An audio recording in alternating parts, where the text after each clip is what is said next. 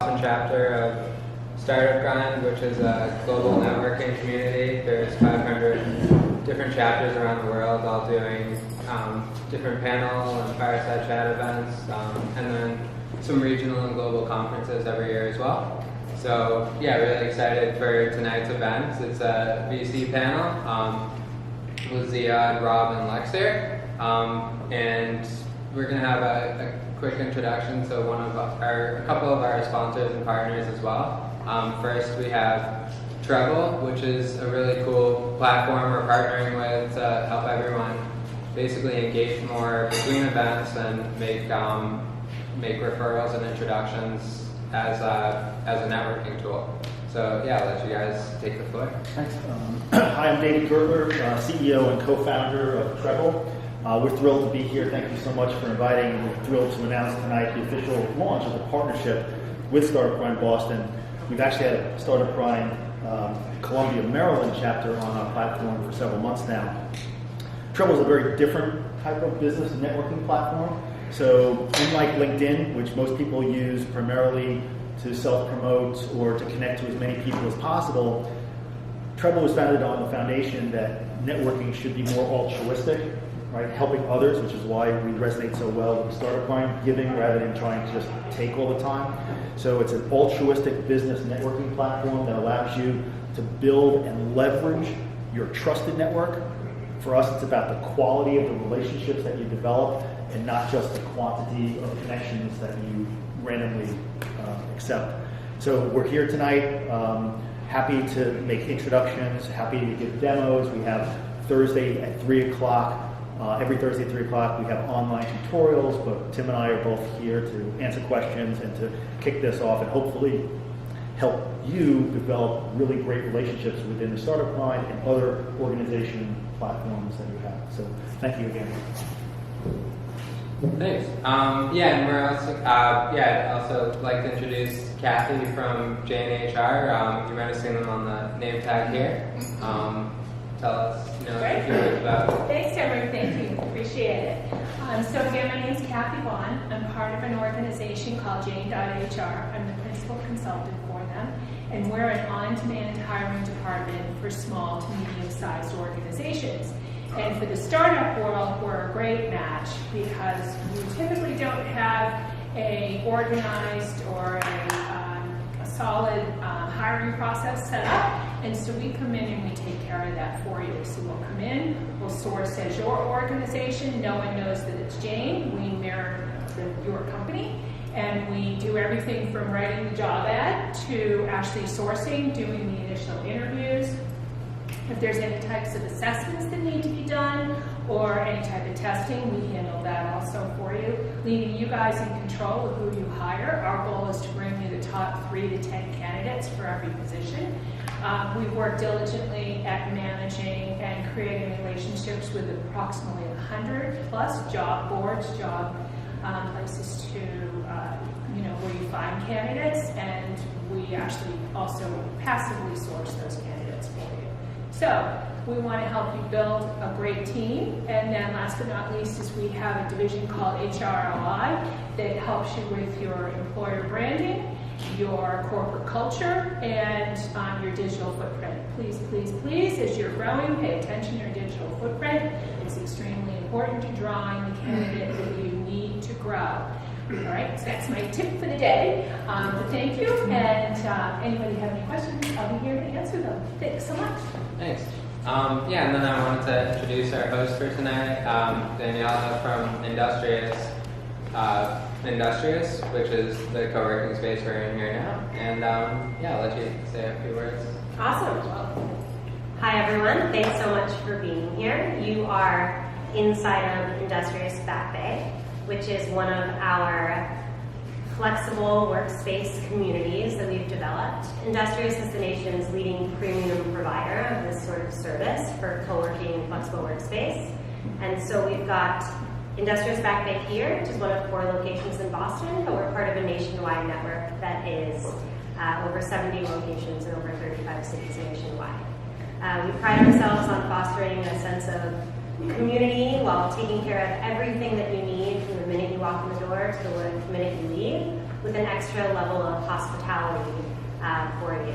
And so we are here to help communities achieve their greatest business goals and greatest business objectives, whether that company is 1 person, 10 people, 500 people. So for any of you that are looking for this kind of space to grow and operate, we're here, but most of all, we're just happy to host you tonight and support this kind of growth here at StartupGrind.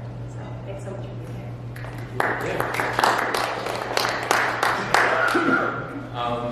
Yeah, and again, thanks to everyone that came out. Yeah, you guys are the reason why we do these events, building a strong startup community here in Boston. And thanks to all of our panels. Excited to basically, we can run down and have you guys introduce yourselves before we go into the questions as well.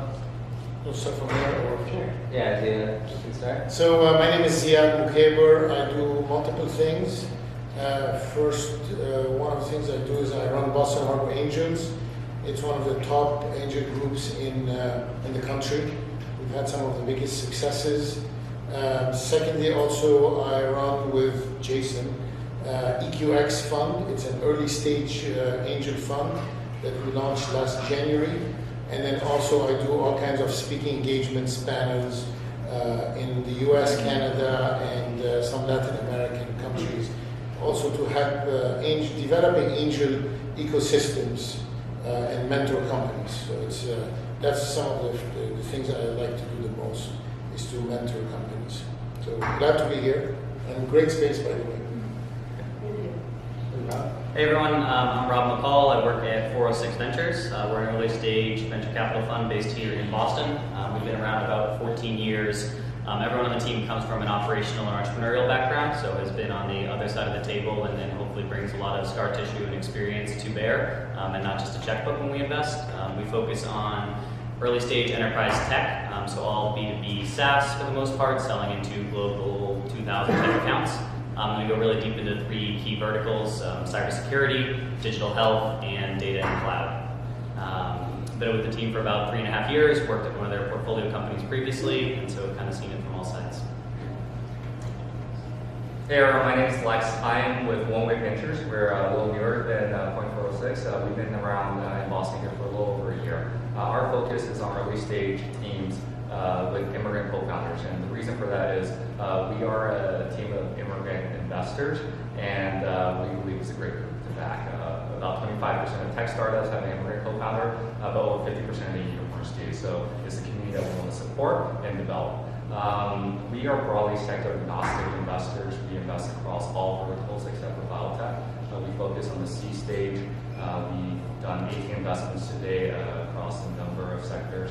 And my personal background is in finance and fintech, but I look at a ton of companies. Great. And just as we're diving in here, sort of, what was life before your current roles, and what got you, whether it's the startup community or the investment space, like what got you excited and into the venture capital world? I'm happy to take it to start. So I went to school and did not know what I wanted to do. I knew I wanted to be somewhere in the business realm. I had a degree in psychology with minors in economics and environmental science and policy, so all over the map. In between my junior and senior year of school, I got an internship at an early stage startup, which was actually a 406 Ventures portfolio company called Mineral Tree. The company was in stealth mode. It was the CEO for developers building out the initial version, and I came on that summer to do a bunch of market research and figure out who we're going to be selling to and how to take it to market. Fell in love with kind of the pace and culture of early stage during that experience, and ended up going back, graduating early, and then jumping back into Mineral Tree full time as we were launching out of stealth mode. I think through that experience, kind of really caught the bug for early stage entrepreneurial, small team, everyone very aligned, working towards a singular goal. With a lot of responsibility that you can go and take on and have the ability to make an impact. Got to know the 406 group really well through that experience. They were on the board, we're a lead investor, and so we ended up spending a lot of time with our startup companies. And so had a really positive kind of view on the investors in MineralTree at the time and the value they were able to bring. And so kind of building those relationships, and when I had the opportunity to jump into 406, it was kind of a no-brainer to go ahead and try the other side of the world and hopefully take some of the experience I learned at MineralTree and some of my role after, and then help some of the earlier stage companies that we're investing in now. So a lot of similar themes on my end, actually. I started my career in finance and financial services. I spent some time at Brickwater Associates down in Connecticut. But then I decided that I was quite interested in tech. I realized how technology was going to change the world, and decided to go to business school of all places to explore that. I thought I was going to start it myself. Realized that my ideas aren't so great, and ended up working for a venture firm while in Chicago. So I spent some time there, learned what the other side of the table was like, and after graduation, I actually didn't think I would do venture. I ended up joining a fintech startup in New York called Bestwell.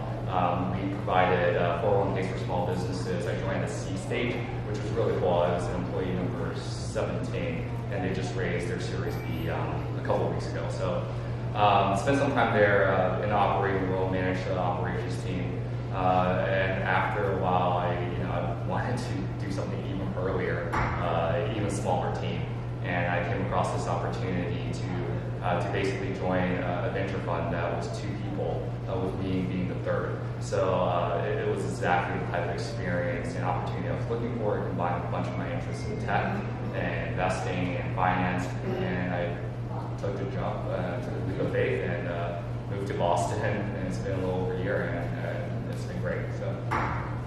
Great.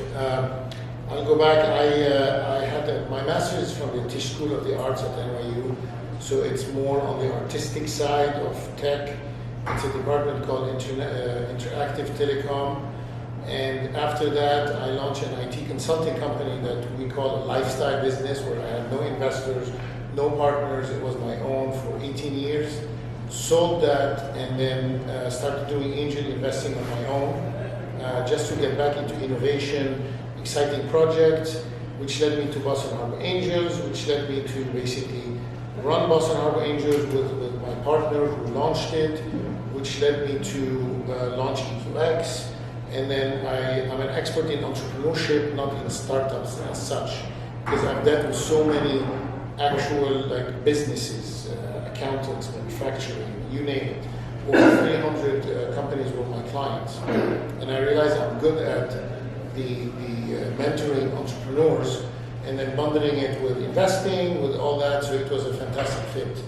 And then put on top of that biotech to spice it up and have some fun with going back to biology books and so on. So it's been a very exciting journey, and we deal with some really exciting companies. I mean, today we saw a company with one of the advisors is slated to win a Nobel Prize. I mean, that's huge. Those are the types of people we mingle with, so it's super exciting.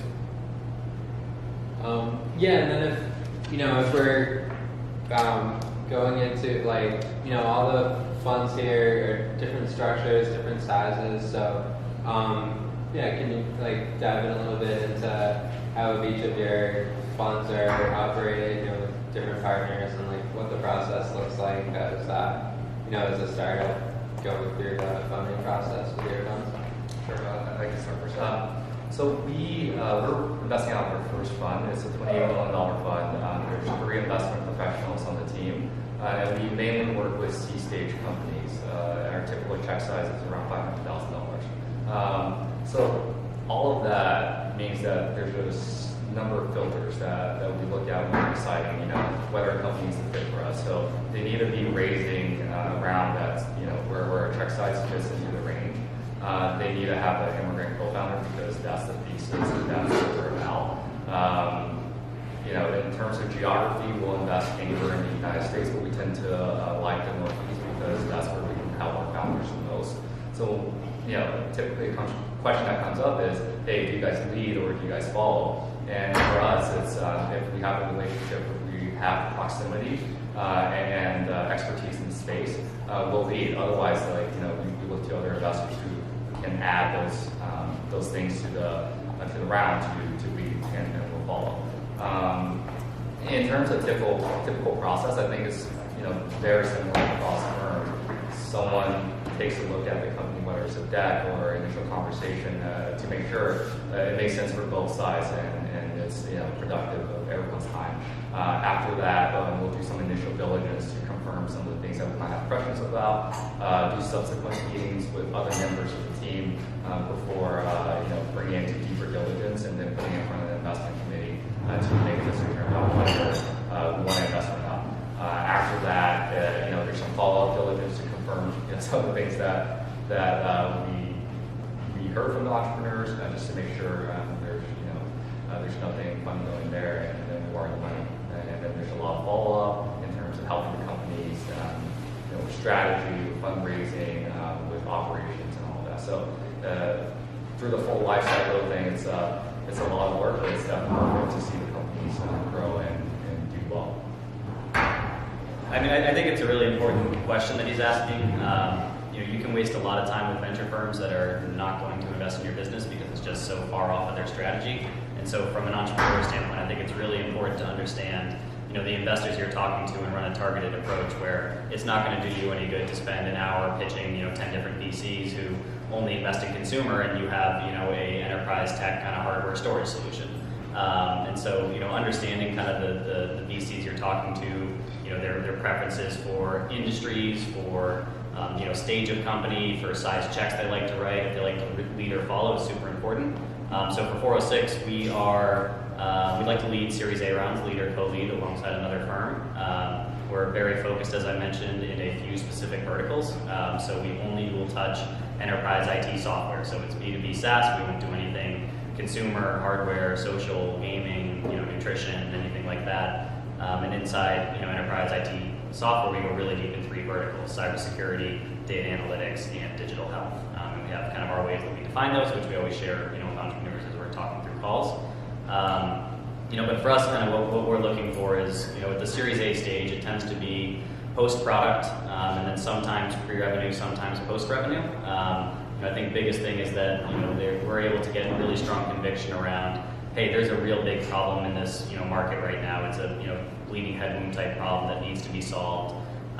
This is a unique team that has a product that fits somewhere in there, so they're starting to come and kind of hone in on some sort of product market fit, and really are ready to accelerate and take kind of Series A money to go and accelerate on the sales and go to market, which is where we bring a lot of our capital and experience to bear.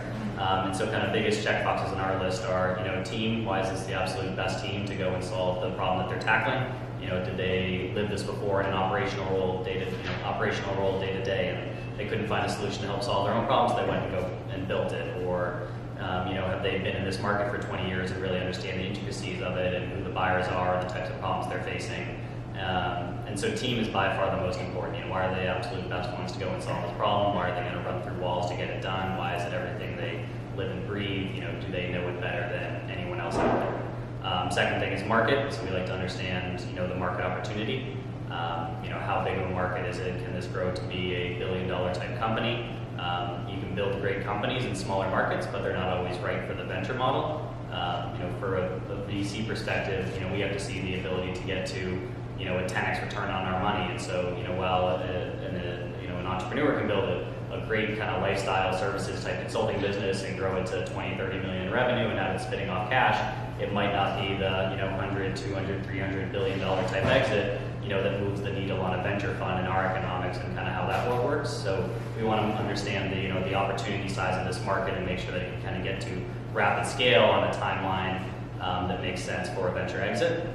And then the third thing we look at is the technology, and that's kind of the priority. So we look at team first, market, and the technology, but really understand what's unique and differentiated, what's defensible, why is it different than anything out there that's been built before, how does it fit into the competitive landscape? Is it 5% better than what's out there, or 100% better what's out there? How are they going to stay ahead of the competition? What's the roadmap look like? And so spend a lot of time really digging into there to make sure the tech checks out. But other than that, it's pretty much what Lex said on kind of the timeline of how we go through all that. So we're a bit different because we're a combination of fund and angel group. So we We look at all kinds of deals. We really are completely industry agnostic because also we've been around for 15 years, and then also we want to serve our group of angels, whatever they like. So we bring all kinds of deals to the group, and then we get funded at different levels, anywhere from one check for $25,000 to millions invested in a deal. I mean, 2 weeks ago we had a company come in, multiple serial entrepreneur, sold his first business for $500 million to Merck. Literally within a week, checks were being sent to him it's not without much due diligence. There was due diligence because we know him. He's had success. We trust him. We know what he's doing. So it's really exciting because it's a little bit of an unstructured world, and then you can make your own decisions. On the fund, we try to do a similar approach. We focus just on the founders. So we spend a lot of time with founders. And in fact, EQX, the EQ stands for emotion quotient, which is the IQ and the EQ. So we spend all our time with the entrepreneurs, and then we bet on the jockey, not the horse. Also because our check sizes are not huge, so we can spread it over multiple companies. And then we syndicate with other VCs, family offices, and angel groups. So and then oftentimes people want us to lead, which is tricky. We cannot lead every deal because of our reputation on the market. Other groups or entities say, okay, if Boston Harbor Angels leads, we'd love to follow. And then so sometimes we're under pressure, and then we try to do our best. And we're not a fund, so the work is spread over members, and the group is not a fund. EQX, we never lead deals. We just follow. So it's a bit of I call it organized chaos, and out of that organized chaos came some great success. So we're trying to figure out the formula of how entrepreneurs can be successful in that world. If you can make it through an angel group, you can make it anywhere. That's my theory. This is really difficult because you're bombarded with questions. There's no real process, and most entrepreneurs try to raise money from individual angels, ideally big checks, or family offices, or VCs, and then they say, oh, I can't now, I go to angel groups, because it's the most tedious process because you're herding cats. And yeah, just to touch on that, can you go over like the differences between, there's VC funds, there's angel groups like Boston Harbor Angels, direct angel investors. Yeah. So the difference between the two. Yeah. Yeah. So it used to be that angels came before VC, and it was a natural progression, and the two worlds started touching. And angels roughly invested 23 billion, I think, last year, and VCs invested, I think, around 24 billion. So they're very close in amounts, but VCs invest in maybe 10 times fewer deals, while VCs look at angels as dumb money, and it's no longer dumb because it's in the early stage funds are collaborating with angel groups, angel funds. The only difference is that in the VC world, the decision making is very straightforward. You have partners that sit and they make a decision. In the angel world, if it's a group, not an angel fund, you basically collect checks from a group, so you never know how much you're going to get. You have to convince many people that have different backgrounds, so it's a very tedious process, but it can lead to very good results because you think about the network effect of an angel group that has anywhere from 70 to 100 members. All these members have networks. So, for example, Boston Harbor Angels has a huge network. We've raised $5-10 million through our network of super angels, family offices, to startups that we've backed if they became very successful and needed more money.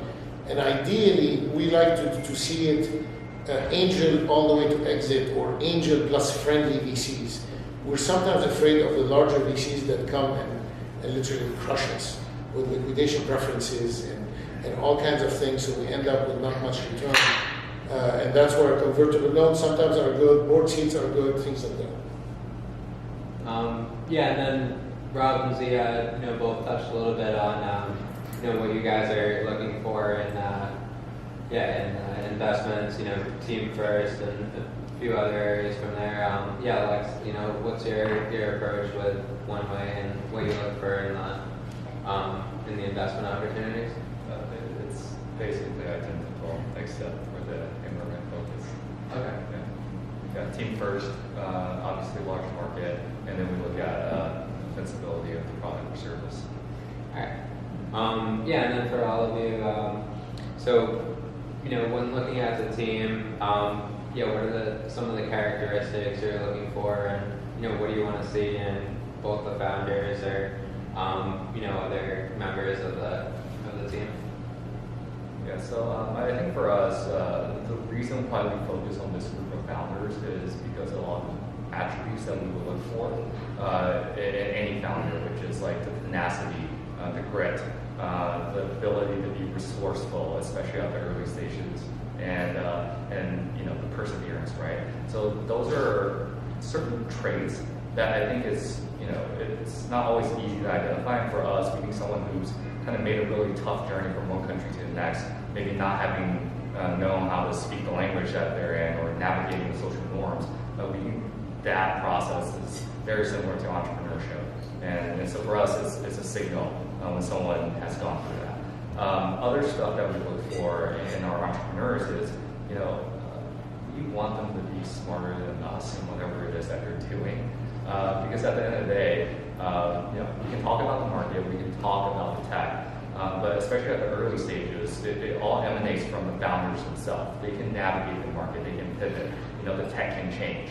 But it's really about the people at the core of it, and then the people they recruit to join them that really matters. It really comes back to finding really great people who are at the core of the team, who can inspire others, and who have a big vision that will allow them to navigate the market, especially when the market changes and things happen that no one can really foresee. What do you guys look for? Yeah, no, I completely agree. So someone that's going to charge through walls to get stuff done. So you need to find someone that has gone through adversity, is willing to go through adversity. Life of the founder, CEO is the hardest job in the world, and so you have really high highs every day, and you have really high lows every day. And so someone that is able to kind of take that in stride and put on the face for the company where they're going to continue to inspire and manage. I think for us, kind of the stage we're investing, we're expecting a 5 to 10 year kind of partnership all the way from when we invest through some sort of exit opportunity. And so we look for people that, we would want to be in a foxhole with, people that are going to be willing to take feedback and coaching and receptive to that, be, kind of coachable and willing to modify their views and don't just assume that they know everything and are the smartest person in the room. They're always smarter than us, but, our goal is that, they're going to surround themselves with people that are better than them. And so you want people that are going to try to hire people that are smarter than them, that work harder than them, and that aren't intimidated by that. And so we spend a lot of time really kind of understanding their personality. What do they look for when they hire people? What have they done in their background? How do they think about their team? How do they talk about their own strengths and weaknesses to really, understand where, you want someone that's going to recognize, hey, I'm really strong in this area, but pretty weak in this one, so I want to fill around me and this team on that. And then, I think we spend a lot of time getting to know their personal and professional references, so both on-sheet, references and kind of off-sheet references. So we'll try to find who we know that's worked with them in the past, that has invested in them before, that has spent time with them, and just get a sense of what they're like to work with, when in good times and bad times and stuff like that. And then all the regular stuff we talked about already, where they know their market better than anyone else, know the tech, really high EQ, really high IQ, pretty much the full package. Yeah, similar. And we someone told me about the 4 H's, which is a good way to summarize. It's someone who's honest, humble, hungry, and hardworking. So that summarizes pretty much the entrepreneurs. But in our world, there is some angels would like one person and the others won't. So it's whatever. Would you invest in, as there's this team focus, like seems to be a theme in all these, would you invest in a company where you expect, the CEO or the head to change over the lifestyle, or like would you invest, and agree at the beginning, that there's going to be a CEO change, or is the CEO, sort of the main reason why you're investing in the company? Yeah, it's a great question. I think going back towards what we look for, we look for someone that's aligned with our vision too. We are getting into this. It's a partnership. It's like a marriage. You want to make sure that the investors and the entrepreneurs have the same vision for the company and have the same expectations and the same idea on what a timeline is going to look like and how big we want to grow this and how we want to grow this and how we want to exit it and how we want to build it. And I think so. We spend a lot of time really making sure that we're aligned with our companies before we invest and are willing to jump in with them. And part of that is just really understanding, the strengths of the CEO and what their vision is for the company, and if it's something that they think they want to, be with from 0 in revenue to 100 million in revenue. Companies go through various different stages. Some people are great in an early stage and not so great at a late stage, and some people are great at a late stage and not great in an early stage. So, finding someone that's self-aware and understands their limitations or their kind of desire to be within a certain point is definitely a conversation we have early on. And we will invest in companies that we understand that likely the CEO is going to be a great person to get this idea in the market and take it from 0 to 10 million in revenue, but they might not be the rapid growth process kind of minded CEO that wants to take it and scale it to 100 million. And so understanding that they're comfortable at that stage bringing someone in and they shift more towards product vision and CTO and tech type stuff. We've seen situations like that we're not afraid to invest in and that we like to invest in, but it's kind of that expectation setting up front and making sure that your vision for your company is very aligned with the investor coming in, and so you don't get to the board meeting a year down the road and it's complete kind of butting heads on where you're going to take the company and what you want to do. Right, and just to add that, I think this kind of goes back to why it's so important for these founders or for a CEO to have these attributes that we talked about, like the humbleness, the open-mindedness, the coachability, because even though you can set expectations, it's like going into a marriage, right? No one's going in thinking that they're going to get divorced. So it's about kind of what attributes these people have, and to Investor coming in, so you don't get to the board meeting a year down the road and it's complete kind of butting heads on where you're going to take the company and what you want to do. Right, and just to add that, I think this kind of goes back to why it's so important for these founders or for a CEO to have these attributes that we talked about, the humbleness, the open-mindedness, the coachability, because even though you can set expectations, it's like going to marriage, right? No one's going in thinking that they're going to get divorced. So it's about kind of what attributes these people have, and so that they are aware that we want them to grow to be the CEO of a $1 billion, $10 billion company and do all that. But the reality is that no one knows if you get there, and it's going to be quite different, right? So it's about finding people who are aware of that, who can be flexible when the time comes to maybe step aside if the next level isn't what they're good at. So it's about kind of these core values at the end of the day that really help shape the foundation of where the company ends up and how these relationships evolve. Yeah, I agree that you never start by thinking the CEO is going to have to be changed, because it's very unsettling when you start. You want to bet on someone that's going to take it all the way. And I think we've been burned by hope and thinking, that person would evolve. In general, people don't change. So whatever you have is whatever you're going to get. And the challenge is when they get to those high growth stages, if they're planning an IPO, things like this, those are completely different ball games from the early stage. So those are, everybody expects that there will be a management change if you get to those levels, or VC comes and they will insist on some management change. But overall, you want to bet on the person to take it all the way, at least from the early stage. And that's why we've learned our lesson that in general, we don't bet on scientists or on engineers. We try to bet on business people, someone who understands how to run a business, how to grow it, and not just the technology. To add to that, this is something that might not be often thought about, but the expectations on CEO is so high. Like, you expect someone to take some idea to a $1 billion IPO company, right? But if you look at the investor side, you have at each stage you have a different set of investors that specialize in that stage.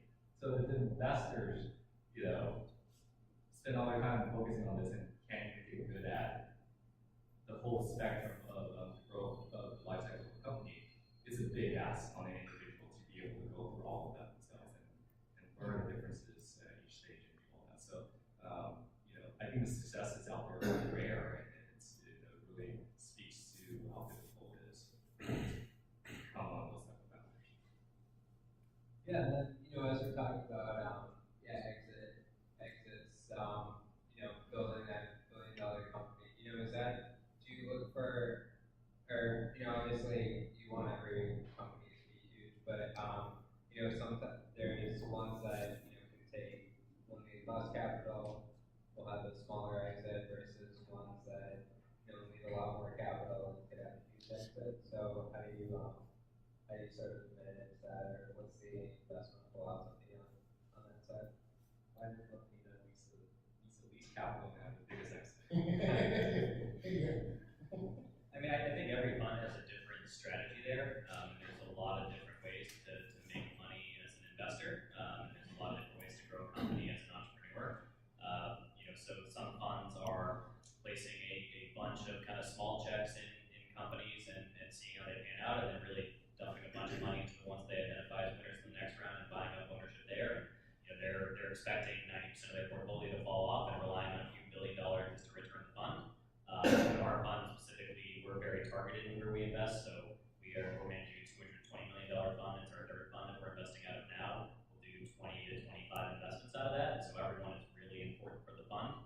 So we're writing, a few $1 million initial checks, but reserving, 3 times that amount for follow-on rounds to continue through the life of the company. And so kind of taking meaningful ownership positions, 20% plus. And so, for us, we look at each investment as, hopefully it's not going to, it doesn't require a $1 billion exit to mean substantial money back to us and kind of return the fund and have a great fund.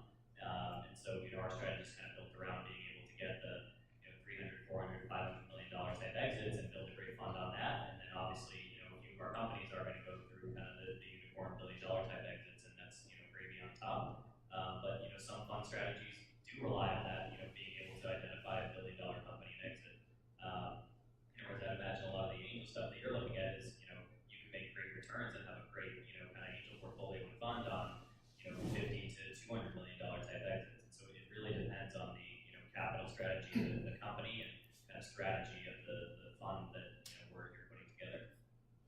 Yeah, absolutely, and it's we have more flexibility because whatever works for you, you can have a 5x return. It doesn't really matter if you have everybody wants to have a 20x return. At Boston Harbor Angels, we've had our success stories were in the 20, 30, and 40x returns. But those are very rare. And I think the lesson here is that to take a company from zero to liquidity event is extremely hard and extremely rare. So, and all the odds are stacked against entrepreneurs. And that's why we spend all our day trying to find those gems, those companies that have the right product, the right team, the right market, the right timing, the right everything. And even then, bad things could happen along the way that could impact the whole trajectory. But the returns, I always tell entrepreneurs, and I learned that from a gentleman who had a good theory, do reverse engineering from your exit. So look at your exit and go back to where you are now and figure out, okay, how am I going to get there through all my rounds of funding, what's the impact on angels. Because when people come to us or early stage investors and say, well, the next round is a big VC round, I'm not sure it's good news for us. So unless you know how to structure the deal, so it doesn't scare us. And where is that money coming from? Or if you're biotech and you need 35 million to do your phase 1, phase 2 clinical trials, where is this money coming from? So you have to have a whole game plan and put your shoes in the shoes of the investor and really think hard. If I'm an investor, so many entrepreneurs seem to forget that investors need to make a return on their investment, and then to put money back into the economy, into the cycle, so you keep investing. Otherwise, it doesn't work. So it's really important, at least at the early stage, to understand these concepts. Yeah, and then with so many, or basically, yeah, you mentioned, reviewing a lot of deals, pretty much every day, trying to find those gems to invest in. What is, or basically, are you guys meeting with, companies that email you directly or find you on LinkedIn, or is there like another source, more referral networks that you tap into to get better into your process? Yeah, sure. I mean, I'll start. So we look at 1,500 to 2,000 deals a year and invest in 5 to 10. So it's really big top of the funnel and really small to actually make it through to investment.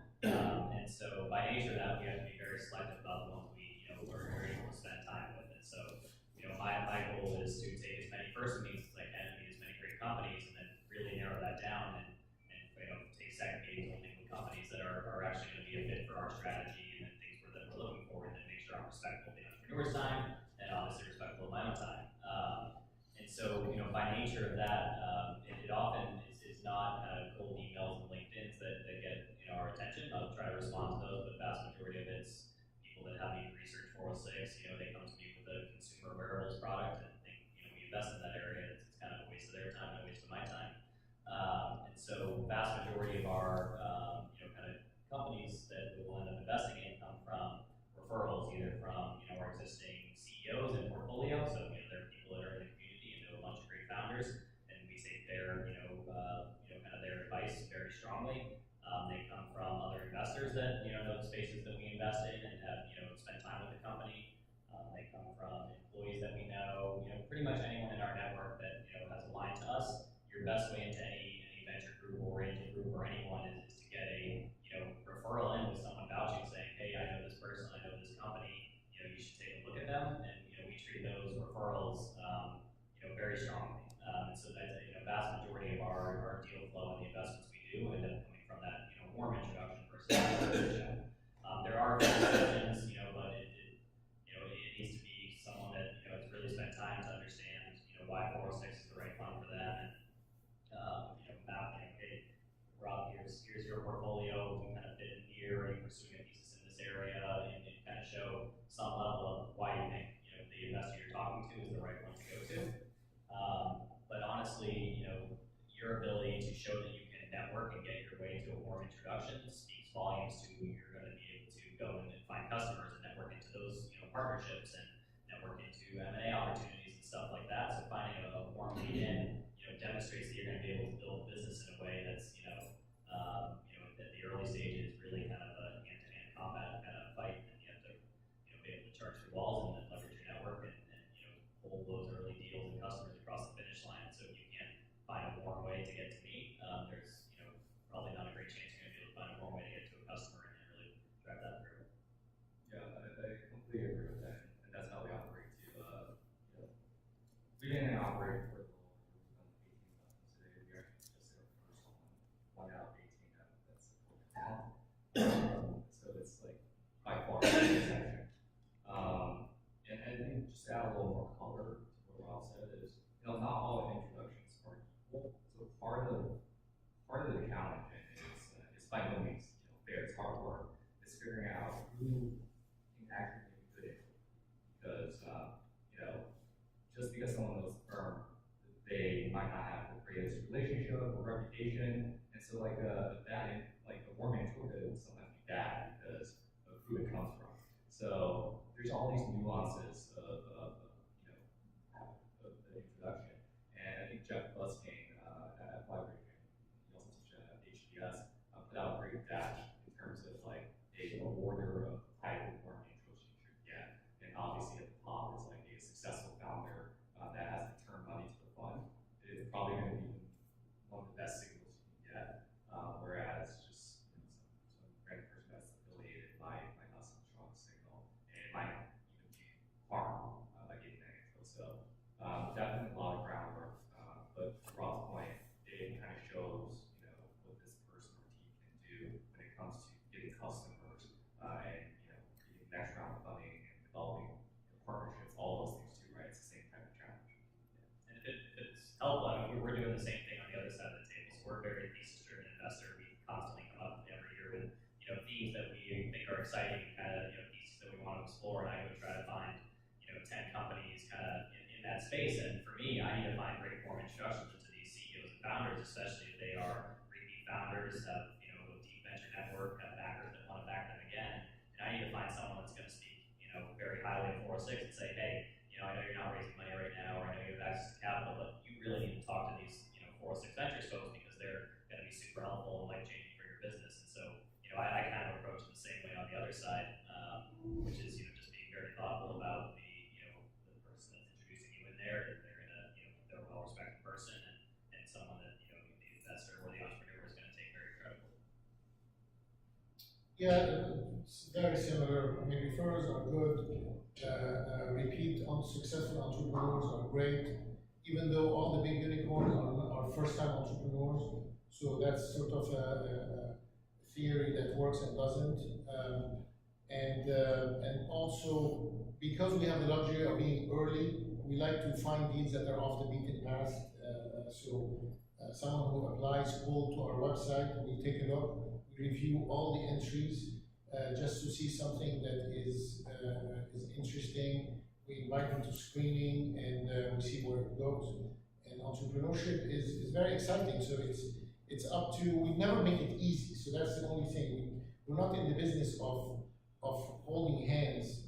It's up to the entrepreneurs to find us, to apply, to get to know us, to come meet, be nice. And my favorite line is that the shortest distance between an entrepreneur and an investor is the story. So if you tell a good story, people will remember it. I mean, in an event like this, if there's a story, you go back home, it's like you remember that story. You don't remember the entire picture, the entire, just something that grabs you.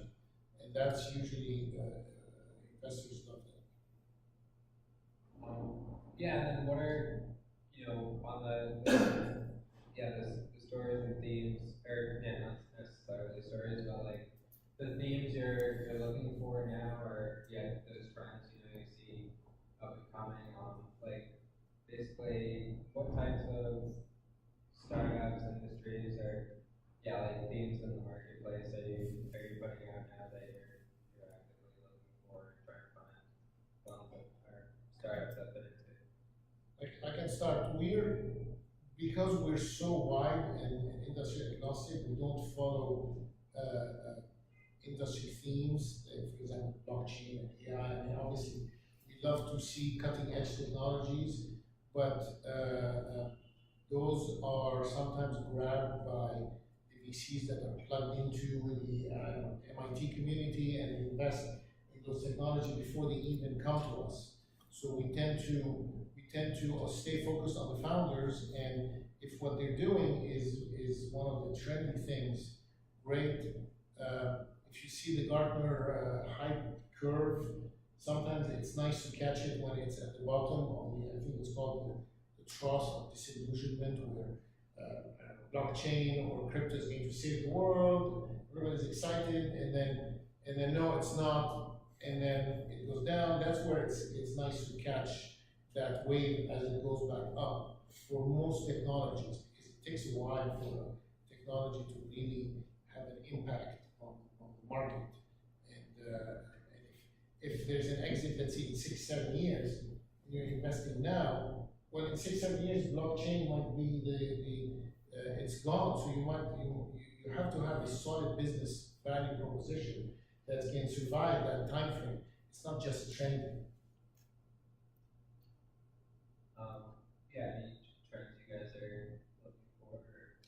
I mentioned areas that we invest a few times, so in each of those we're always kind of constantly developing and following new trends. I think automation is pretty persistent across all of them, where there's a lot of how do you leverage vast amounts of data, apply some sort of AI automation to it to get better insights, move faster and quicker, do things more efficiently, do things better. And so that can be applied inside security, that can be applied inside digital health, that can be applied inside a bunch of areas in the data and cloud management space. So I think we're looking at how do you leverage AI and automation across all of our industries and a bunch of other things. For us, one area that we're particularly excited about, and we've done a couple of investments in, is outer space. You look at a company like SpaceX, that's really kind of changing the paradigm of what's possible. Private company, lowering launch costs, and frankly doing what I thought and many people thought was impossible with the vertical landing. It's really opened up a host of opportunities. I think people are beginning to think a lot bigger, especially if you think about what satellites that looked like 20, 30 years ago, the size of a bus, computing technology has evolved. Boston's been a lot more stuff up there. The cost of launching things are only getting cheaper.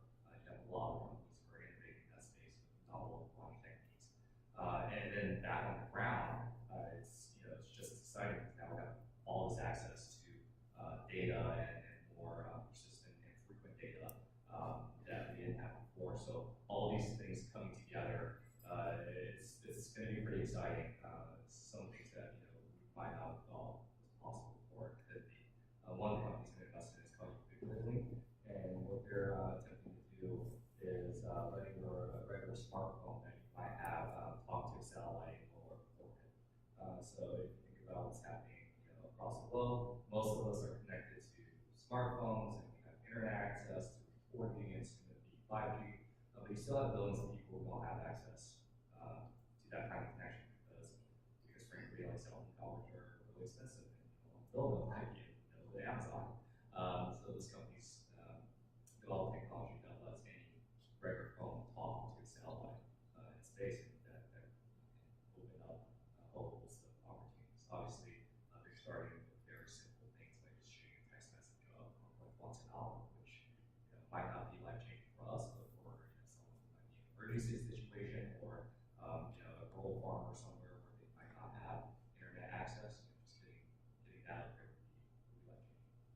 And I'll add just one small anecdote. Is during the gold rush, the people who make money are the ones selling shovels in hotels for the gold diggers and all that. So we were lucky to invest in a company called Wasabi.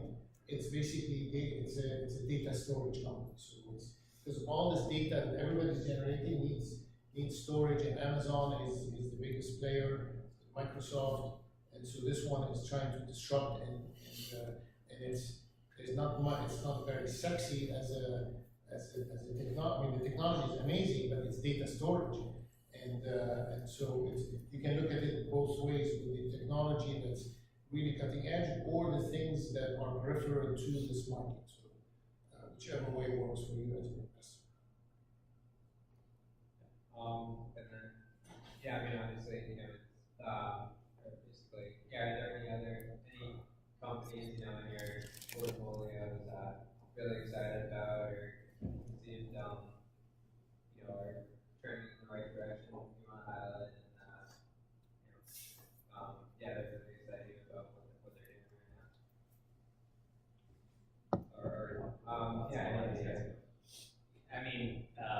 Every company's like our baby, so it's kind of hard to choose. To speak bad about any of them or rank for them. We have a bunch of really cool companies here in Boston at the early stage. I focus on cybersecurity, so I'll hit on a few of those. Really cool email security company called Greyhorn, which is helping stop advanced social engineering, spear phishing type attacks on Office 365 and Gmail type customers. Once again, great founder, been in security for the last 20 years, has been part of startups in that space. Really cool company out in Burlington, Massachusetts called Edgewise Networks, which is rethinking how network security is done. So taking a zero trust approach and really locking down what types of applications and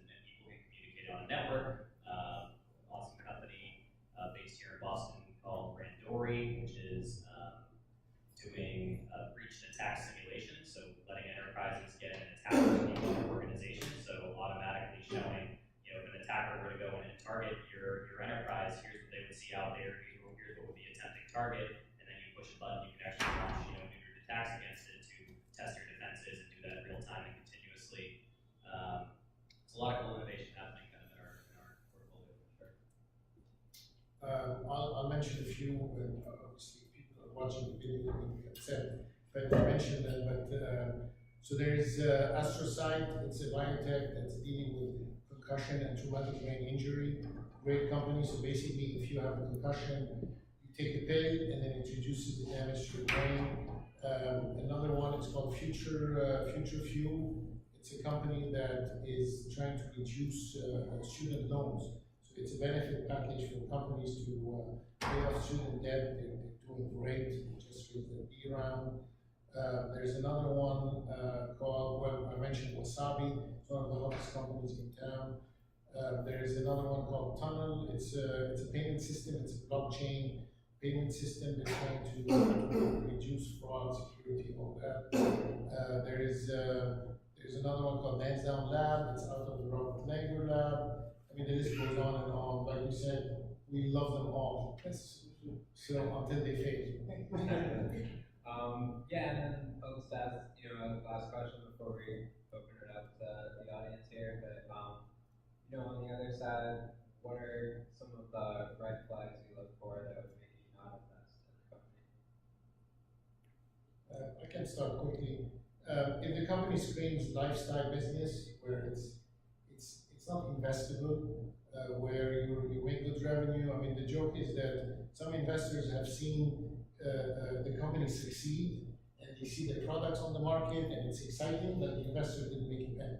So because it's not exitable, it's not the right company. The other thing is founders that are arrogant and also don't listen. So it takes 5 minutes to figure that out when you meet someone. And those are like the big red flags. Yeah, no, I completely agree with both of those. People that haven't done their research on us as a fund, that don't understand their competitive landscape, that don't understand why they're unique or different. They kind of just want to start a company. Lifestyle business for sure.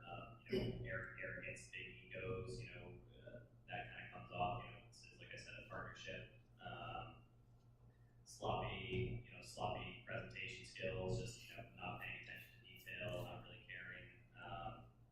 All sorts of little things. You need to be on your A game, be very polished, know your market inside and out, and be ready to kind of talk about why this is different and unique and going to be the best company around, and really have that passion come through.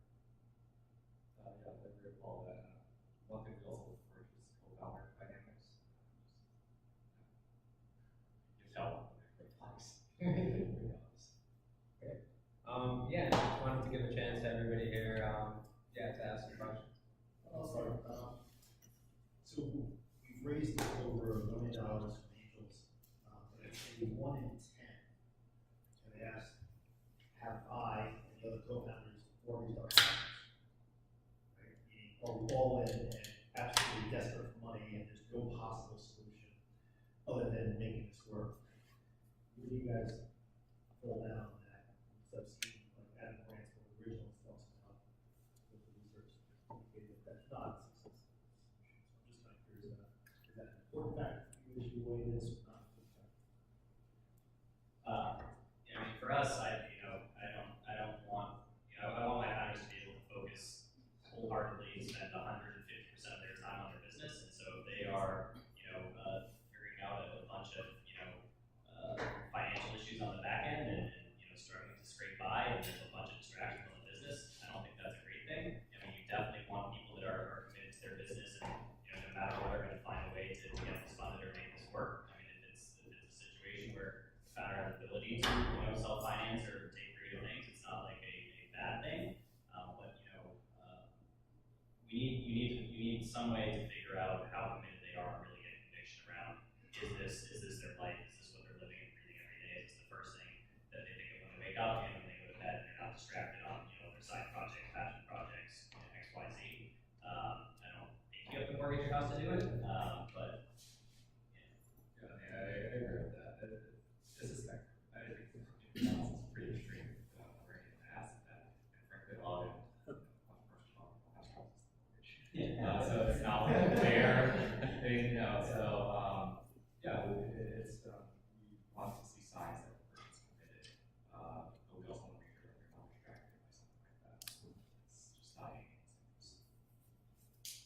Tim here. I mean, we want the entrepreneur to be hungry enough to work very, very hard, but not to starve where they can't work hard because they're starving. So there's always a discussion of what compensation should we have from the invested money.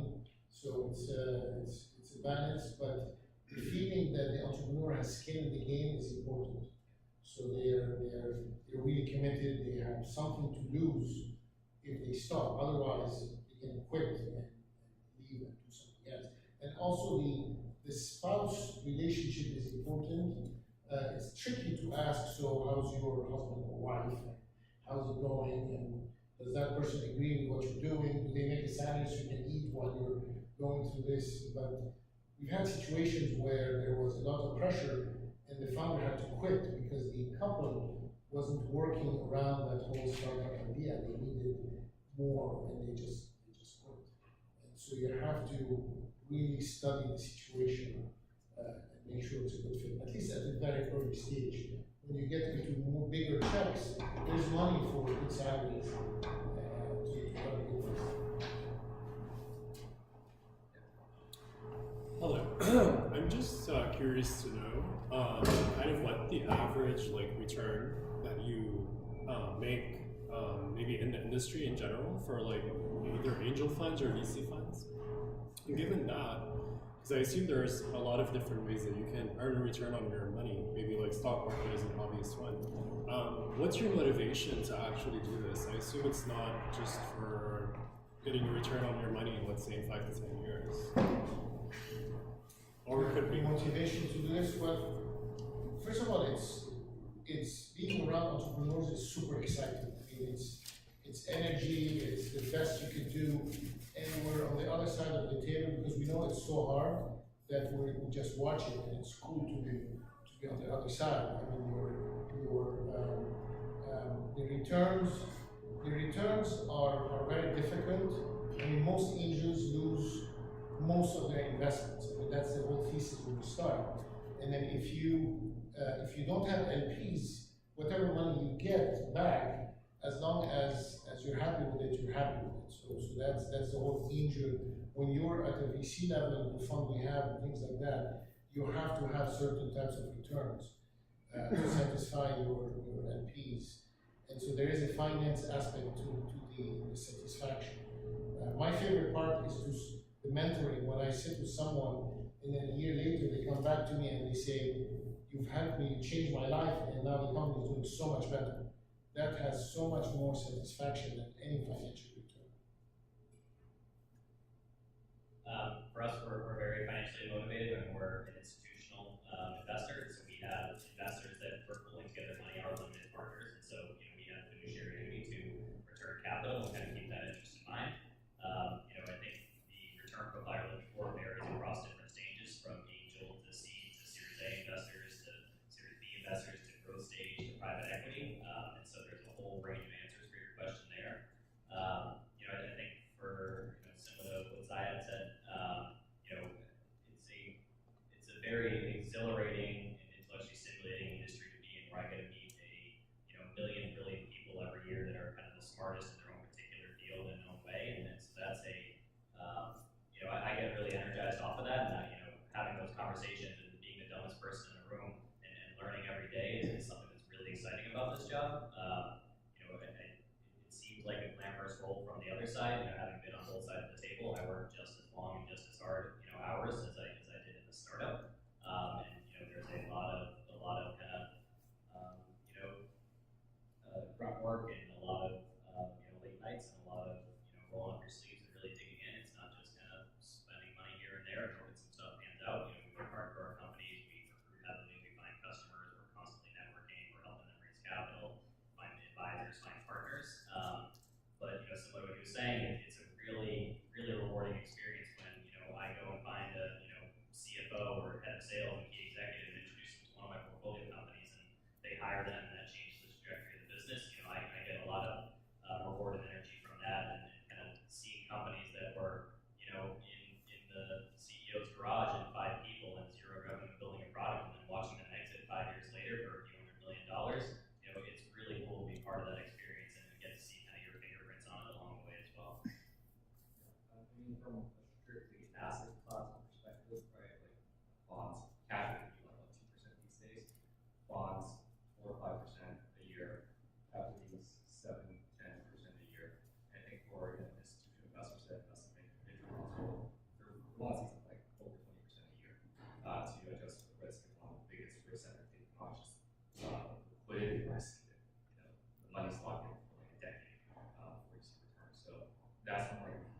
financial calculation, right?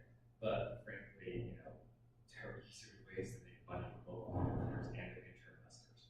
Like if you're really in it for money, like you can go do just about anything else, and your risk profile is probably a lot more favorable than starting a company or being a venture capitalist. Personally, I moved away from financial world on pure like just moving numbers around to the side of the thing because you're building something that doesn't matter what you're building. It really is bringing something new to the world, kind of changing the world, right? Sometimes it becomes really big and you impact a lot of people. Other times you impact the community and what's around you. But either way, you just bring something new to the world. For me, that's very exciting. Yeah, over there. So you all talked about the importance of having like a really strong, solid team. I'm curious to know if there's any specific like skill sets or professions that you look for on a team, whether it's like sales, marketing, engineering. I would say all of those. That's the idea of the team, right? So you typically have a hard time with solo founders because you are kind of asking yourself, like, hey, who's going to do what? And depending on the business, probably you typically always want someone who can bring the business side, the sales side, and you want someone who can bring the technical engineering talent, right? And whatnot. So it depends on what kind of problem you're tackling. You want that force other people to be enough to go from 0 to 1. And then from there on, one key skill is create skill, bring on more people who can build that out. Because at the end of the day, it's building things by having great people and bring the best people and do these things. Yeah, I agree. I don't think you don't need every position on the team filled. It depends on the stage of the business and where they're at. I think at a minimum, you need someone that is owning the business side and someone that's owning the technical side. It's very rarely going to be the same person. There's just too much to do and not enough hours in the day. So sometimes it is a technical founder that's kind of pushing forward the business at the start, which is more than fine. But it's really understanding, what's the business model and what's it going to take to scale. And at each stage, you're looking for different things. So at the very start, it's hey, is this it's an idea on a napkin, sounds great. Can we actually build this technology? So having the right people on the table that can kind of prove and get to that milestone. And yeah, this technology can be built. And then at the next stage is is there a real kind of need in the market and can we sell it? Hopefully you're doing some of that testing as you're building, but it's starting to really test the market and see have someone that's kind of pushing forward, finding initial customers, betas, getting that adoption and showing that, then kind of at the next stage it's showing, hey, can we actually, we think we found what this product market fit is, can we go and scale it? So having the resources that know how to create a repeatable model that can get some leverage and go from there. And then kind of at the next stage it's, senior people that know how to put the processes and kind of procedures in place, across marketing, across sales, across finance, across engineering, across product, across business development that can take a $5 million company and scale it to 100 million. So it kind of depends on the stage, but I think when we're looking at a company, it's what's your strategy to make sure this is going to be technically the best solution out there, and what's your strategy on how this is going to get taken to market and kind of the go-to-market approach, and typically so figuring out kind of the owners of each of those makes a lot of sense. Yeah, I definitely agree. I always say that management skills is the ability to execute a plan. Leadership is the ability to influence other people's behavior.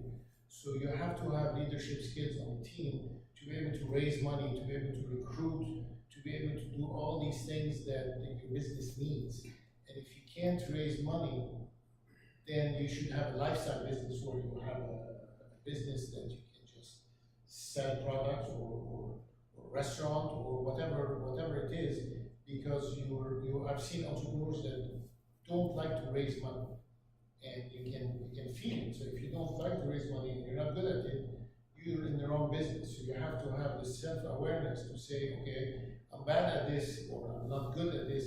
Let me find a co-founder who has the skills that complement me or things like that.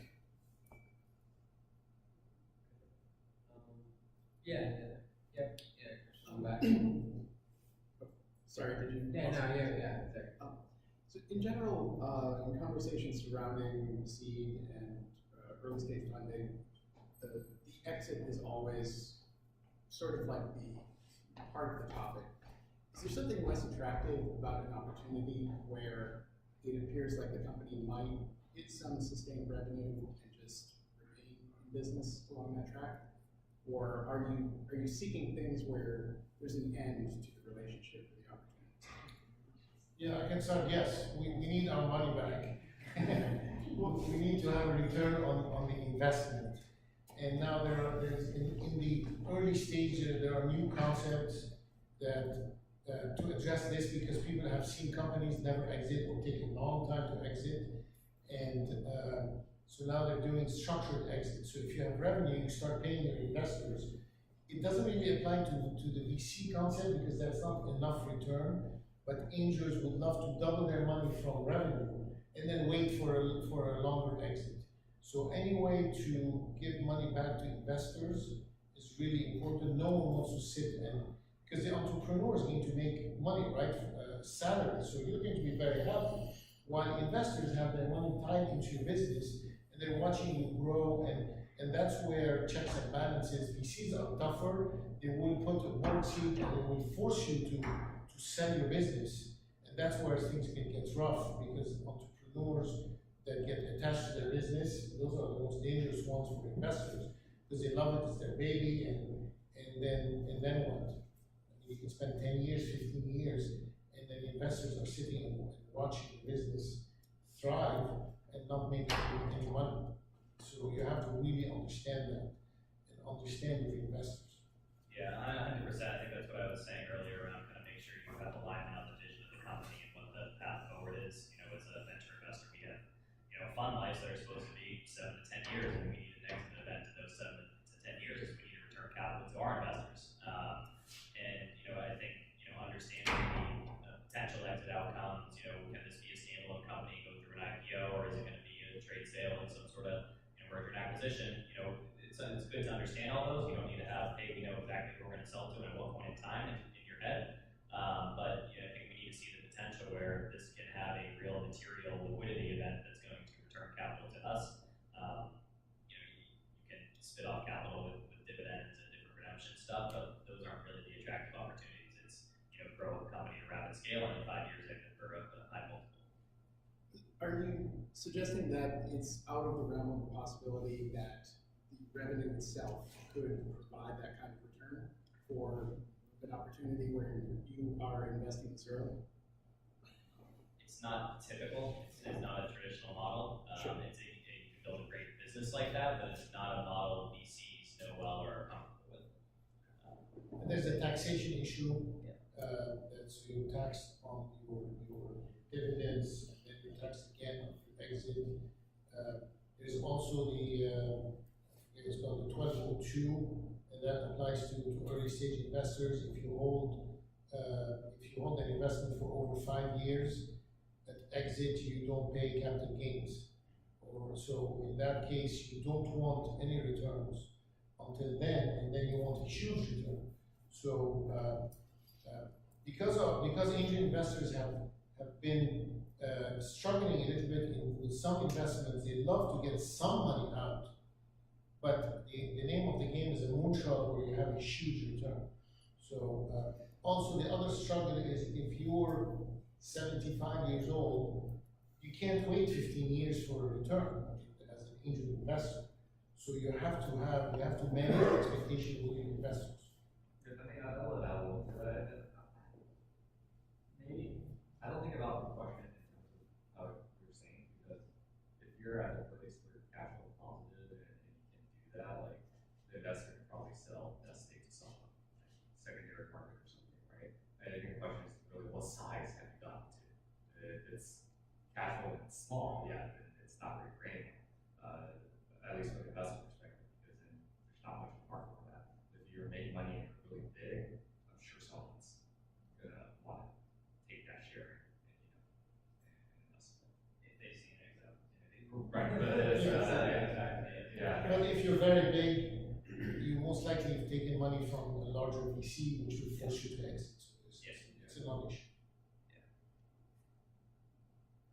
Yeah, any other questions here? Yeah, you guys did a great job. Yeah, thank you to all the panelists.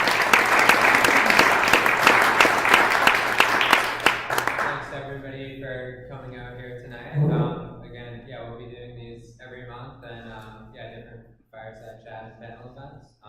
So yeah, we'd love to have you all stay involved in our StartupGrind Boston community. And yeah, we can just yeah, do some mingling and networking as we wrap up here. Thanks. Thanks. Yeah, absolutely. I'm Adam, by the way. I'm Yev. What is it? Yev? Nice to meet you, Yev. So yeah, I will.